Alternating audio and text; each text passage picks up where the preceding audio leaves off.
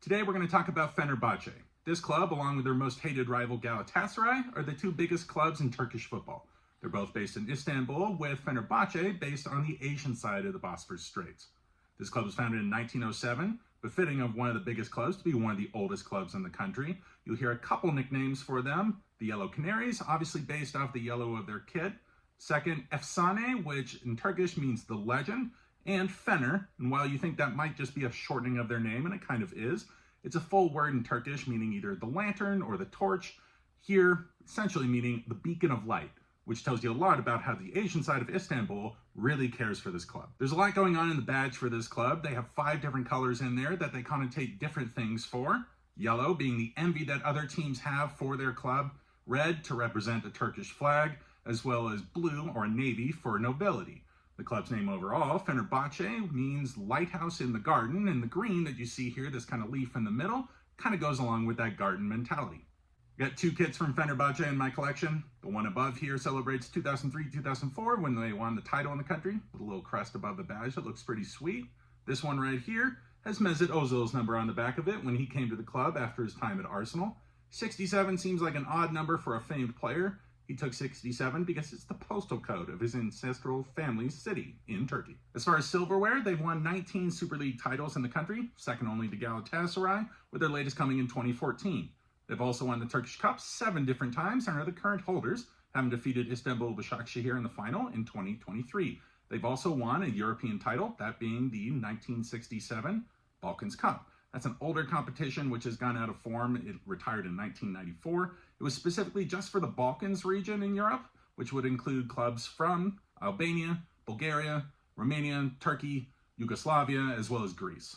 On the European stage, they've also had success this century as well. 2008, they made it to the quarterfinals of the Champions League, as well as in 2013, getting all the way to the semifinals of the Europa League. You're going to see them in the Europa Conference League this coming season. So I've mentioned Galatasaray a couple times so far. The rivalry these two have, which is more commonly known as the Intercontinental Derby, because of Galatasaray being on the European side of Istanbul and Fenerbahçe being on the Asian side. This is one of the most heated rivalries, not just in Europe, but around the world.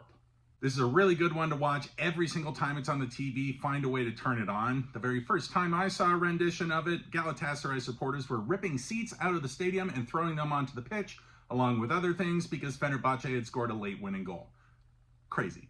As is befitting of a club based in Istanbul, they also have a rivalry with Beşiktaş, as the 3rd biggest club in Turkish football. As far as former players, if you've watched European football for a while now, you're going to notice a couple names that have come through the club, with Dirk Kuyt, Robin van Persie, as well as JJ Okocha, and Roberto Carlos coming to the club after his time at Real Madrid.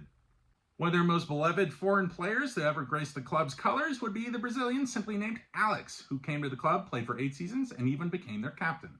And a name that must be synonymous with Fenerbahçe is Zeki Rizasporel, who was a striker in the early half of the previous century, played for the club for 18 years, almost 2 decades, scoring 470 goals. As far as their current squad, they have a couple names they've just brought in this offseason from around Europe. A name you'll know from his time at Manchester City would be Edin Dzeko, who spent time in Italy after that, and has just come to the club this season.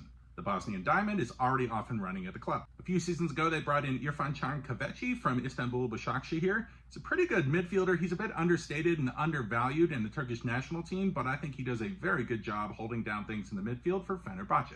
They've also brought in 2 additional names beyond just Dzeko that I want you to know from other European clubs this last season. First being Dusan Tadic, who they brought from Ajax.